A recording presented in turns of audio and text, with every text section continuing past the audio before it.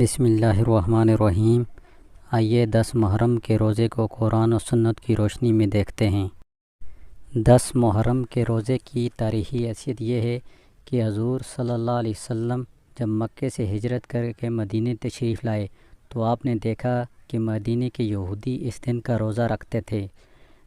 حضور صلی اللہ علیہ وسلم نے جب دریافت کیا کہ یہ ایسا کیوں کرتے ہیں تو آپ صلی اللہ علیہ وسلم کو بتایا گیا کہ اس دن موسیٰ علیہ السلام نے فرعون پر غلبہ پایا تھا۔ حضور صلی اللہ علیہ وسلم نے فرمایا تو پھر ہم یہودیوں سے بڑھ کر اس کے حقدار ہیں کہ اس دن کا روزہ رکھیں، چنانچہ آپ نے مسلمانوں کو حکم دیا کہ اس دن کا روزہ رکھا جائے۔ چنانچہ اب مسلمان 10 محرم کا روزہ فرض کی حیثیت سے رکھنے لگے۔ جب رمضان کے روزے فرض ہوئے تو حضور صلی اللہ علیہ وسلم نے فرمایا اب جس کا دل چاہے وہ 10 محرم کا روزہ رکھ لے اور جس کا دل چاہے وہ نہ رکھے۔ اس کی فرضی حیثیت حضور صلی اللہ علیہ وسلم نے ختم کر دی۔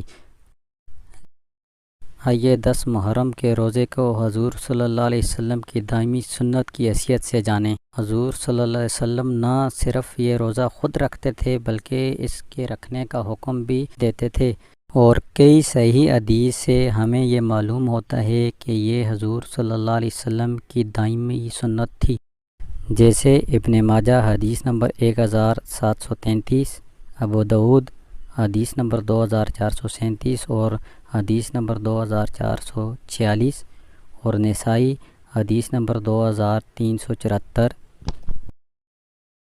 10 محرم کے روزے کی افضلیت۔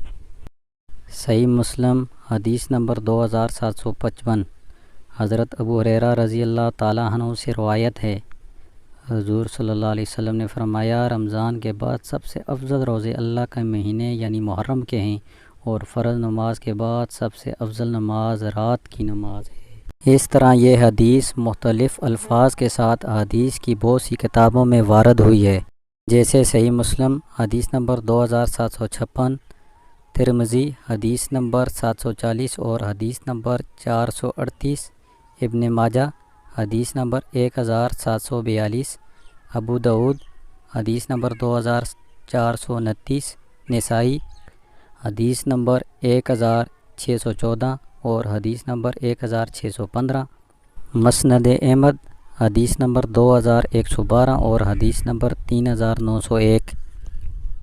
یوم عاشوراء یعنی 10 محرم کے روزے کا ثواب۔ مسلم حدیث نمبر 2746، حضور صلی اللہ علیہ وسلم نے ارشاد فرمایا میں اللہ سے امید رکھتا ہوں کہ یوم عاشوراء کا روزہ سال کے گزشتہ گناہوں کا کفارہ بن جائے گا، اور یہی حدیث سنن ابو داؤد میں بھی وارد ہوئی ہے۔ طبرانی کی ایک روایت ہے کہ محرم کے ہر دن کا روزہ ایک ماہ کے روزوں کے برابر ہے۔ مشکوٰۃ کی ایک ضعیف روایت ہے، حضرت ابن مسعود رضی اللہ تعالیٰ عنہ بیان فرماتے ہیں رسول اللہ صلی اللہ علیہ وسلم نے فرمایا جو شخص عاشوراء کے دن اپنے اہل و عیال پر فراخی کے ساتھ خرچ کرتا ہے تو اللہ پورا سال اسے فراخی عطا فرماتا ہے۔ سفیان ثوری رحمہ اللہ نے فرمایا ہم اس کا تجربہ کر چکے ہیں اور ہم نے اسے اسی طرح پایا ہے۔